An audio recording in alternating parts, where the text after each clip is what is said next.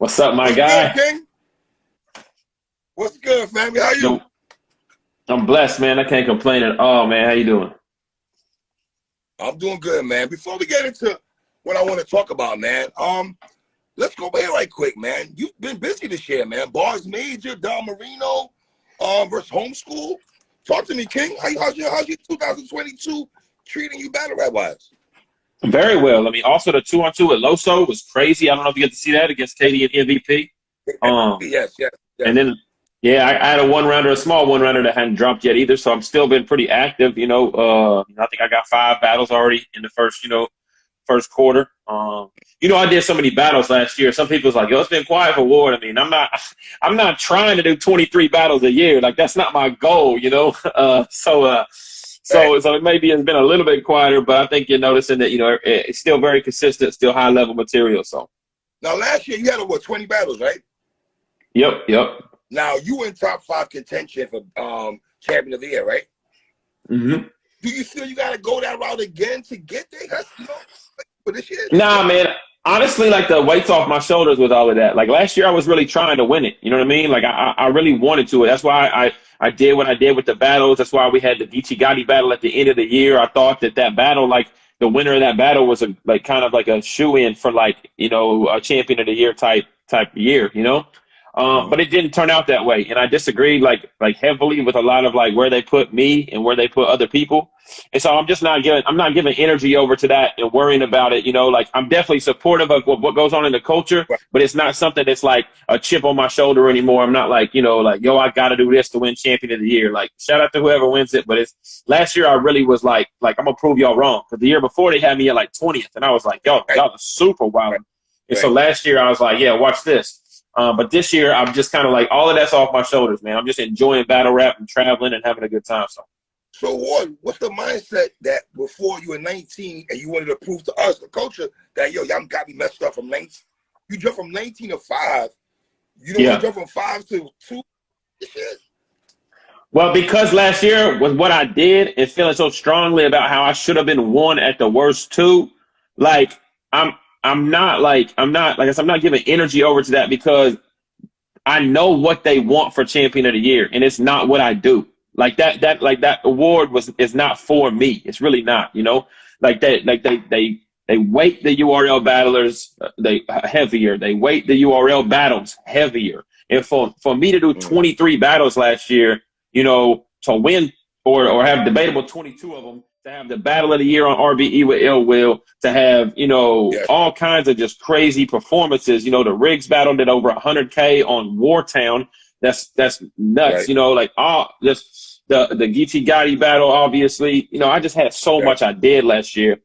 And so that's why I just say, like, I'm gonna work hard. If they put me wherever they put me, I'm gonna take battles, but it's just not like I'm not stuck on it because I just understand what the panel does and how they do battle rap, and I just disagree with it. So, right. Do you think strength of schedule hurts you a little bit? Do you feel that way? The coaches trying to put that on you, the strength of schedule, because you're not on URL? Well, it's the URL thing, so it's not really the strength of schedule because I had 13 3-round battles, and I had of those 13 3-round battles, I had battles against guys like Rosenberg Raw, Ill Will, Geechee Gotti, Shotgun Suge.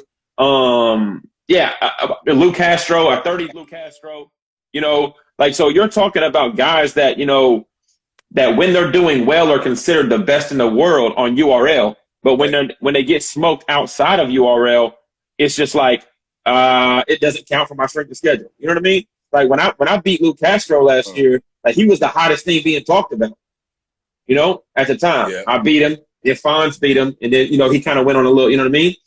But so that whole strength of schedule idea, like I had a crazy strength of schedule. I had crazy consistency, 23 battles, no chokes, no stumbles, no nothing. I had, just about everything you needed.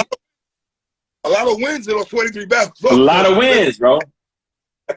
And if you want to look at like the other type things, the impact and different things like that, stuff like that, there might be areas that other people had a little bit better than me, but like I was freestyling in parking lots, going viral on AR on PC and AR-16. Like I have moments all year that kept my name, you know what I mean, in the loop. So so yeah, Yeah, I just think that they look at things differently. You know what I mean? And it's very true. Like, you know, it's like, yeah, you did that, but you battled him on that league.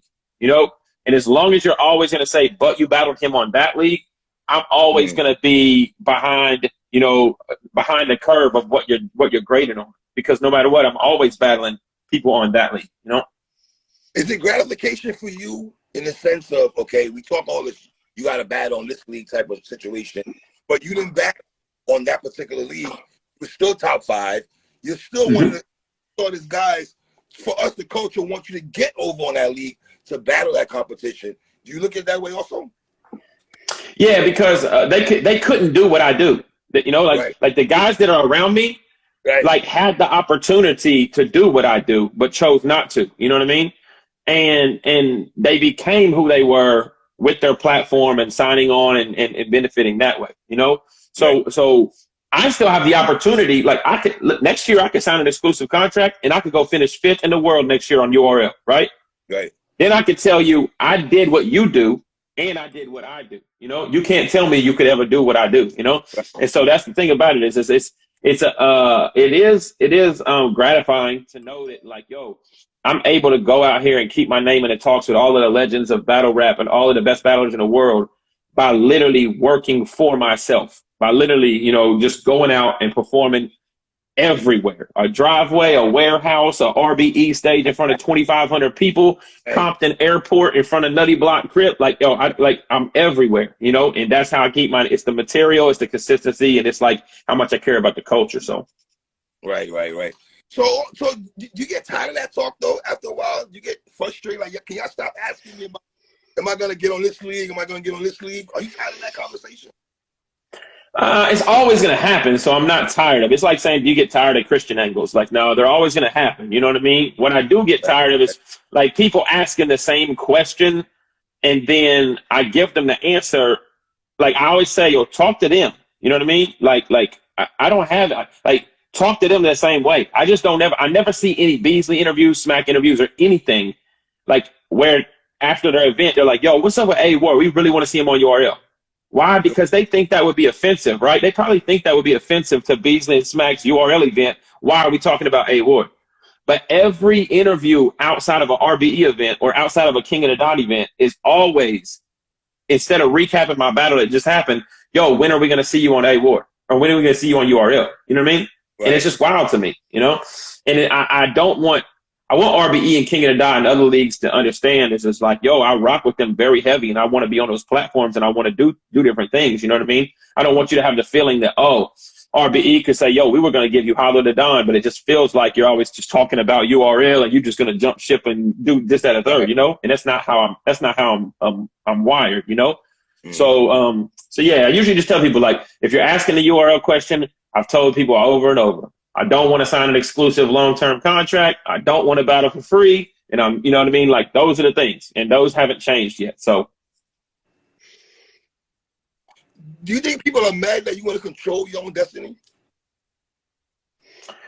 Yeah, I do think that they're upset. I think that they think that I think people think that I am like a little bit too high on my horse, you know, no pun intended. Like I think they believe that everybody loves URL and I love URL, right? But they think that I believe that I can do without paying respect to the entity that is this culture, right? Okay. So I think they believe like, yo, you need to humble yourself and realize that URL is this culture and you need to come over here and do what they say and be happy that they even associate themselves with you. Me not doing that doesn't mean that I'm not grateful for what they do or I think, you know, that I'm better than this, that, or the third.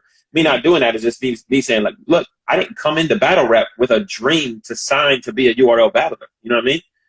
Whether you think it's the NBA or not, like I came into battle rap to be myself, to travel, you know, to love life, to love people, love God, enjoy my gift, you know, and make some money off of it if I'm able to, you know, and that's what I'm doing and I'm happy with it.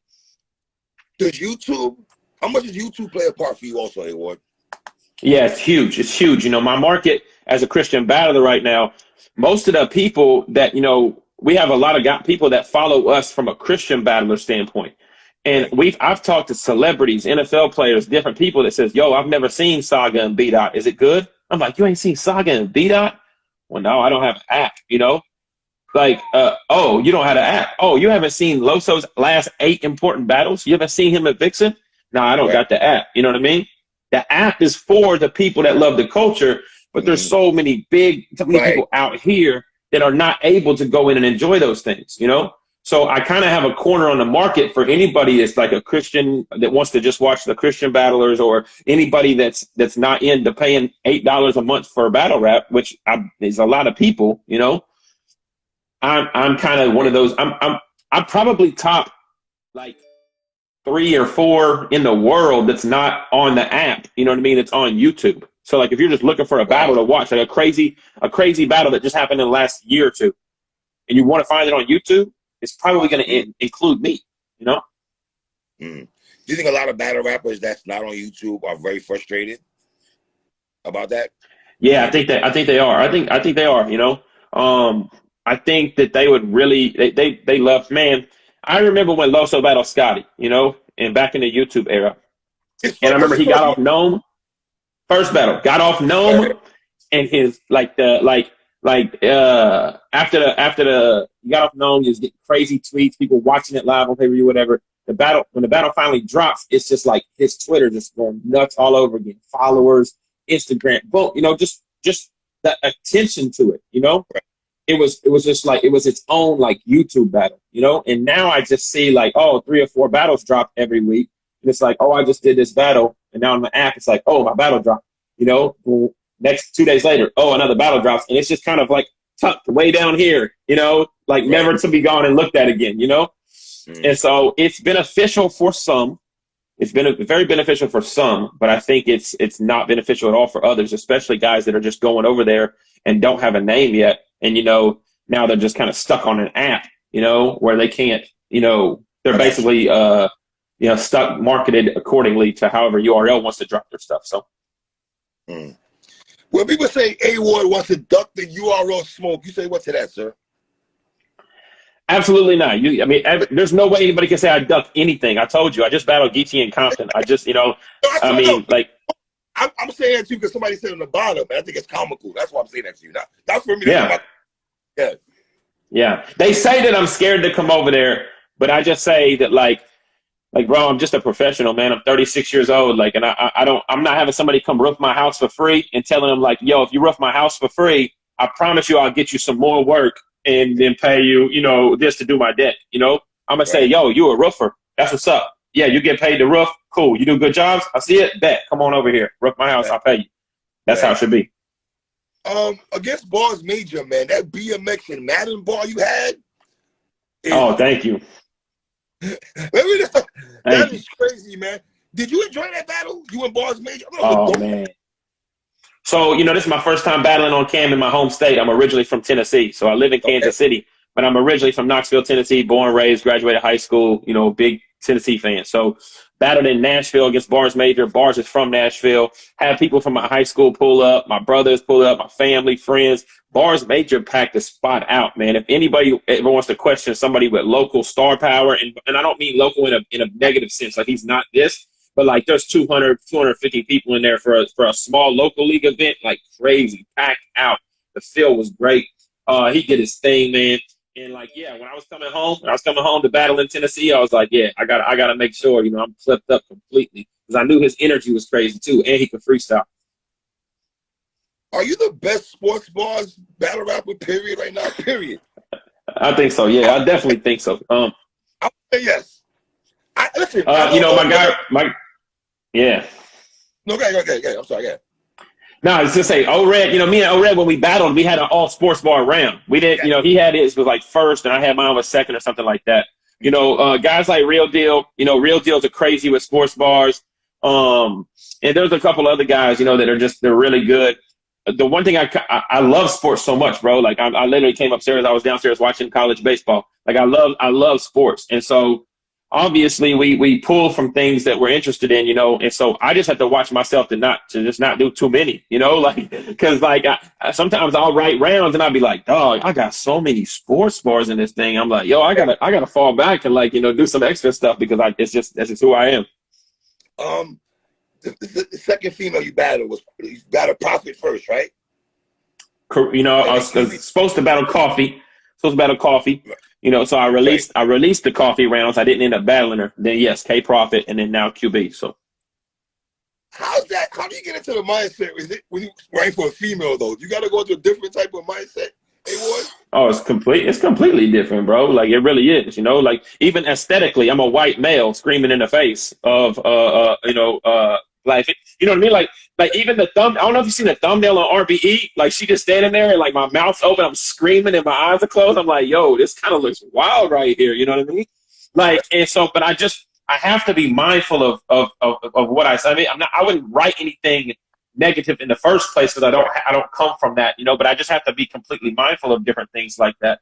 And then battling a female anyway, you know, like I like to punch my hand a lot in battles. You see me in battles, I'm like, you know, I'm like, obviously I'm not, I'm not punching a female in the face, or I'm not, you know, doing different things like that. So there's different aspects that you go about it, different angles. But I really did enjoy preparing for QB. I did. What's your favorite round?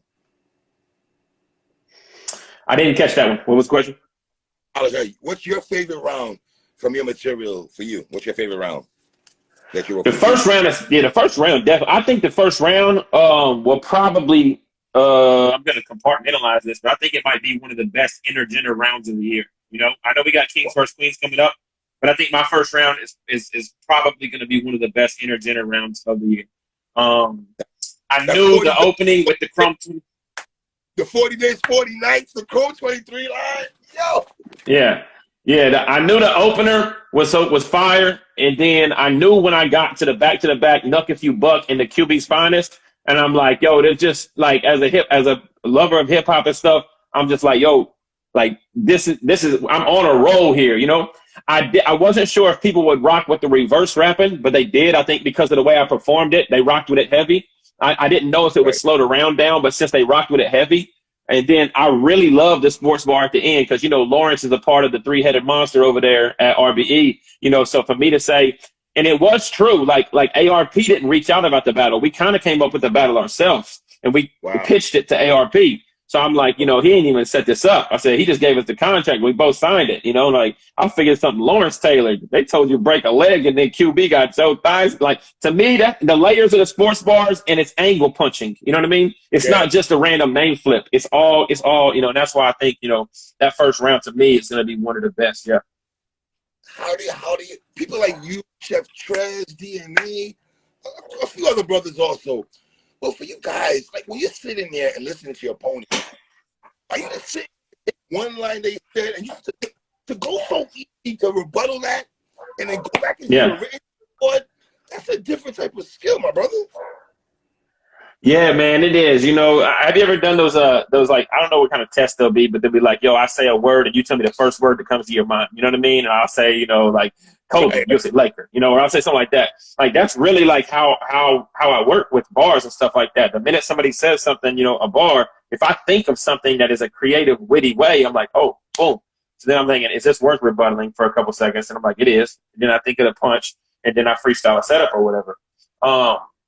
But it is. It's really just about zoning everything else out. And another thing is, I know all my rounds all the time. Worried about remembering my rounds. You know, I'm locked in when I go to battle. So I have the ability to sit there and just write raps in my head and write raps and say, okay, do I want to start the round with this? Do I want to spit this in the middle of the round? Do I want to end the round with this? You know, and do different things like that while my opponent's rapping. Now, with the rebuttal, let me ask you a question as a person that rebuttals a lot. Does it have to hit all the time? Because yours hit. There's some people that rebuttal and it might not hit. I thought QB tried to rebuttal in the second round. I didn't think it landed. I give her credit because she tried, attempted. Right. So, yeah. How much credit do you give to it landing? Well, once you become known as a rebuttaler, like I can't do a freestyle like QB did, or it's going to take negative points. People are not going to be like, I appreciate you trying. not with A Ward, because they know A Ward is like a rebuttaler. So I was the same way with you. I was like, yo, I like the fact that she's freestyling right now. You know what I mean? Like, that's kind of dope to me, even though it was like, you said football bars, I'll leave a hole in your chest the size of a football. It wasn't really crazy, nothing like that. But I was like, yo, she's kind of coming out of her box, and doing some different stuff. So I give points for that type of stuff. But with being a rebuttal, like it needs to hit, like, I mean, it definitely does. And one of the hardest parts about rebuttaling is I'll come up with rebuttals that I'll be like, no, I can't say that because it might not hit. Like I'll have a few more that I wanted to say that'll still rhyme, but it might not hit. And I don't want to take steam away from the round. The last thing I want to do is have a couple duds and then try to start my round and it takes away from it, So I really been just trying to be more mindful of the ones that I actually do. I even had, I think, one in the QB battle that I was like, man, I probably should have tucked that. You know what I mean? It wasn't bad or nothing like that, but I was just like, all right, I could have tucked that and just got to my bars, When ARP came to you with QB or however it happened, though, did you jump on that? You jump on it automatically, or do you have reservations, or you like, let's just go? Nah, so that was the only battle offered to me. So I don't know if you heard, like in my third round, I was like, I didn't know there was 32 other battlers to choose from. You know what I mean? So it's true. I mean, it's true. Like I didn't get offered like a multitude of battlers. So what happens is this: like I have a certain amount of RB and King of the Dot battles I really want to do every year because people say he only battles on small leagues, And so I'm like, yo, I really want to make sure that I'm on, in this year with GTX and different things like leagues like Bullpen, the Riot, RBE, King of the Dot. These leagues that are reputable in the eyes of the culture. If I can do battles there, I want to do them there, So with Straight to It coming, like, and, QB had hit me up and she had, she was going through names with ARP and she's like, yo, you're an opponent I would like to battle and write for. And I'm like, bet, like they haven't offered me anybody or anything. I said, I love to do an RBE battle. I'm free that weekend. 2-minute rounds. Like that's dope. It's dope because I knew, and I kind of was a little, I don't say upset. I didn't really want the flyer to come out before the event like it did. Oh, because I knew people were going to be like, who did this to QB? Like, why are you putting QB in, because of her last match? And I didn't want her to have to deal with that going into the battle. And I didn't want the complete pressure on me of like 30 or bust. Like, like if you even, she just got washed, you know what I mean? Right. And so, so I didn't, but I knew that, with it not being promoted and different things like that, it made sense. And she's a legend in female battle rap. She is, I thought I did a great job against K Prophet.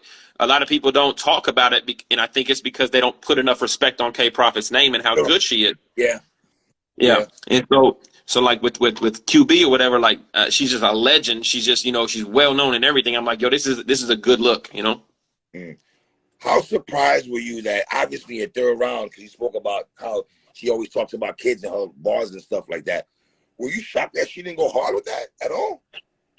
I had a feeling she was gonna not do a lot of disrespect, but I did. So one thing about writing is like you say I'm not gonna do that this battle, and then that last week, whenever you ain't got your second finished and your third done, you like, nah, man, I'm gonna get back to what I know best. So I'm thinking like, okay, she might not do a lot of disrespect, but if she's kind of like, like me, she might be like, look, all right, we better just, cuss him out or, because I thought to myself, I thought what she would do was, I thought she would not disrespect like dead family and kids, but I thought she would just straight disrespect like Jesus, church, and everything.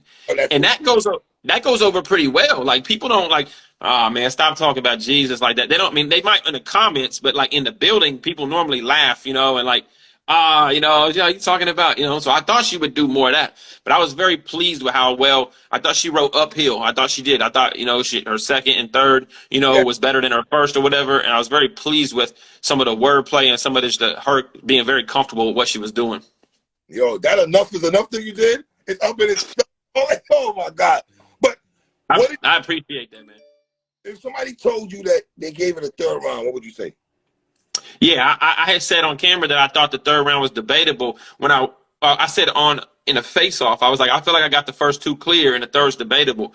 When I watched it back just now, I'm not mad at all at them giving her that. And it's because if I kind of let my foot off the gas because I didn't have the aggressive type 2 rounds that I had. I had more jokes, more freestyles, and more different things. And so, whereas, like I just said, she was riding uphill, and I kind of wrote maybe downhill a little bit, positioning my third as my worst round, you know?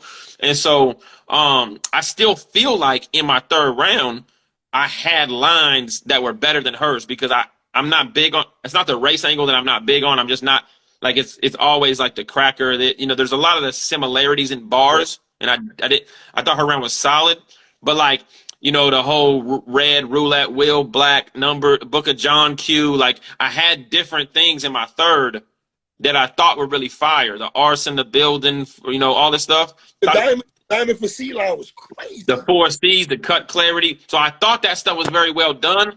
But I didn't think my round came full circle. I jumped back in like, oh, I'm joking now. Yeah. Then I'm scheming. So it didn't get, you know, so I'm. Is that bad? What if you give us all that in one round? Is that a bad thing, though? If you give us jokes? It's definitely not bad, but battle rap's about momentum too, you know what I mean? So like, it's like, yo, if I'm on your neck right now and then all of a sudden I decide to start joking, you know, even if the joke's funny or whatever, it kind of feels dry because it's not about, you know, it's not like, oh, yo, you know, put your foot on and take care of business, you know, bring it home, you know. So I think that's kind of what it is, you know. But I mean, bar for bar, I still feel like I got the third round, but I think in totality, like how it came off, it was a little less polished. It was a few more freestyles and different things like that. And her third round was tight knit, and you know she did her thing. So I'm not mad at people giving her that, but I definitely thought I got the first 2 clear, especially with the second round with the keep my wife name rebuttal. Like I thought that's probably one of my favorite rebuttals ever because, you know, I was committed to saying the F word, bro. Like I didn't know the crowd was gonna say it with me. And I don't know if that's like I don't know if that's the first time ever, but like I rebutted and made the crowd freestyle. Like they didn't repeat a bar they already heard where they just say it, you know? Like I freestyled, didn't even have to finish my freestyle, and they finished it for me, you know? I think that's kind of crazy on the level of rebuttals, to be honest with you. Yeah, that was crazy. That was crazy. I also like you read obituaries and write bars. I write bars and then read obituaries. Yeah. Crazy. That's crazy, man. Overall, the battle though, did you expect it to be the way it was? Yeah, I did. After the first round, I was like, oh, I hope she doesn't have 2 more rounds like this first, because I really thought she came out kind of light. And I was like, oh, it could get ugly real quick. You know what I mean? But I did know that she was going to rap much better than she did against 40. You know, I knew that she wanted this battle because she didn't want to let time linger and people think like, oh, you know, and it's done great things for her. Like people were talking about how well she rapped and how the 40 battle was just a fluke or stuff like that. That's what I want for her because, bro, she's a great rapper. She's a great person. Like, you know what I mean? Yeah, I've had lunch with her a couple times. I've battled in Cleveland. I've met her before and stuff like that. Like, she's good people, you know?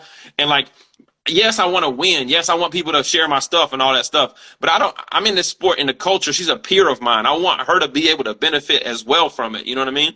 And so I definitely am glad with how it played out. I know ARP said there was an extra bag for like battle of the night or whatever, and we were on the short list for that might be battle of the night. So, you know, if that's definitely the case, you know, like if we get an extra bag off of that, like I'm super hyped, you know?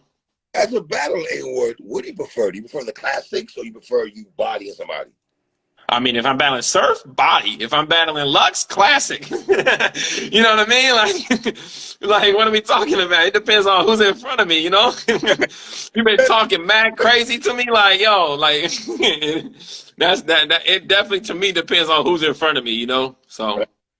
Was it happy for you to have your peers in the building, the serves, the twerks, of the world? You know, I didn't get the battle in front of them. We went super early, but while I was rapping Jay Mills and Reed Dollars out there, like I'm still a fan of this, bro. Like I'm literally like looking out, like, bro, Jay Mills, Reed Dollars, like these dudes are like watching me battle right now and are like glued and going crazy for lines, and I'm just kind of like, I've been battling 6 years, almost 7 years now, but I'm still just like, yo, this is wild to me. Like, you know, like I'll be like, want to go, hey, take a picture. How'd I do? Was it, you know, like ask for advice and stuff like that. Dead serious. And that was just super cool to me. You know, every event, there's always something super, super cool to me. Has it, being a battle rapper for yourself who does poetry and does go to poetry classes, I know you do a lot of poetry stuff, right? Yeah, spoken word, yeah. How much did that help you in battle rap though? Oh yeah, the transition was much easier, man. I was rocking open mic, slam poetry events and poetry events for like 4 or 5 years before I ever battle rapped, you know. And I was well known in Kansas City as like the spoken word Christian dude that just got crazy punchlines and bars, you know what I mean? Right. And so I wasn't tied to like rapping on wax. Like I put out albums and did like all that kind of stuff from like 2009 to 2013 or whatever. But I always knew like I was just a acapella spoken word type person, you know. So the transition into battle rap to me wasn't difficult in the delivery aspect or in knowing how to punch on a battle rap level. You know, I think the biggest transition for me was just kind of like the confidence in finding myself and how I appear on camera. You know, some of my early battles, you know, I'm screaming, you know, instead of like controlled confidence, you know, like from your diaphragm and stuff like that. You know, you can yell or you can have aggression. You know, there's just different levels in battle rapper. You can be you know, all over the place or, you know, so like it took those first 5, 6 battles for me to learn hand gestures, mannerisms and stuff like that and how to get into pockets and different things and not just out there just trying to punch and yell and lose my voice. So. Do you get nervous before battles? I used to, and there has still been battles I've gotten nervous for, you know. The Ill Will battle probably most recently was like the one that I was just like, wow, you know, there's 2,500 people here. Like they was playing music. That's that shit I don't. They was going, you know, the stage was rocking. I ain't gonna hold you. My legs felt like jello. And the whole time I'm just like, don't throw up. Don't be like one of these battlers that's no, you know, I'm like, just chill, you know. And so there's different things that have made me nervous. But for the most part, like as a professional, like I don't think everybody that goes and gets in a batter's box to swing at a pitch is nervous. You know what I mean? They're just like, you know, hey, this is what I do. I'm a professional at this, you know. But then again, if it's 3-2, Game 7 of the MLB playoffs, Right. you know, you might have some nerves, and so there's just different, you know, there's different levels of it. So, Right. You called out Big K. Is that something? yeah, man. You know, Big K. He's been very public, and he's been public at times, in like the King of the Dot chat on Facebook and on Twitter and different things. And he's like, yo, he's corny Christian, this, that, and the third, you know, all that good stuff. And so I had kind of called him out in the Rosenberg Raw battle, you know, and thought maybe it would get booked even before this QB battle. But yeah, you know, he's somebody that's very well regarded on RBE. He's somebody that people would think is really, really good. You know, I think he's good for like 3.5 minutes of battle. I ain't gonna hold you. Like he writes like 2-minute rounds, he writes short rounds, and like of his 6 minutes of punching, I think like 3.5 to 4 minutes is really good. But outside of that, like I don't think he can really do anything with me. Like his biggest like moment is obviously, you know, the Adi Boom battle or whatever. But that wasn't rapping, and I'm a rapper. You know what I mean? And I want to show that like, yo, he can't rap with me. He can't battle with me. You know, like he better have some crazy Jesus jokes or, you know, or something like that, because I don't know what he thinks he can do with me. You know. So the punches, you're not scared of the Big K punches at all. You're not worried about that. No, I mean, they might get him around, but it's just not going to get him. You know, like. Bruh, the Clips battle, the Reed battle. I mean, I don't know if you saw the Reed battle. I mean, hopefully, you know, you could watch the Reed battle on your phone the same way he was rapping the Reed battle. Like that, like yeah, that's how you gonna watch it. That's the yeah. You remember Tebowing? This is Big K-ing. That's what this is now. You know, but yeah, like I just haven't seen anything. You know, the old Ill Will Big K, Head Ice Big K. You know, some of those. Big K versus Ilmac, yes, back then. But I just felt like in the last couple of years, like he just kind of put it on cruise control. Now, maybe people usually get crazy against me and try to go all out. So maybe I might bring him back to something that he piss him off and he might go crazy. He has the ability to, but what I've seen lately, it's not it, you know? Wow. Do you want to be on Max Out 3? Yeah, Max Out 3, man. You know, me, I be having battles and all kinds of stuff already scheduled ahead of time. So I'm just trying to get dates so I can like move things around and make sure, you know, like, cause I'm the kind of guy, like I got a tour coming up, a 30-city tour, a spoken word poetry tour. And I got that coming up in the fall. And then I got other battles and stuff that are like, and I can't just sit back and wait, you know. So as long as we get the dates worked out, like definitely max out 3. If something's wrong and he can't do it, then I want somebody like a legend, like a Hollow or a Reed or, you know, something like that, you know. So hopefully. Crazy. Yeah, man. Or John. I don't know if I told John, I seen him and I said, yo, like, you know, like that's another guy. Like, you know, I think that would be a crazy match. Me and John, me and Hollow, Reed, just a legendary aspect of it. You know what I mean? And I just love to battle him on a big stage like that. So I think it'd be fire. You were in the building at Midnight Madness, man. That Wise and Katie battle was fire. Were you surprised how fire that battle was? I was surprised because it wasn't gassed, you know, and I've never been to Midnight Madness. So sometimes when you get these tight knit communities or whatever, you know, people that everybody really rocks with each other, it's all for a good cause or whatever. You're so overly enjoying battle rap that you overly enjoy bars that are not, you know, like here. It's like, oh, you know what I mean?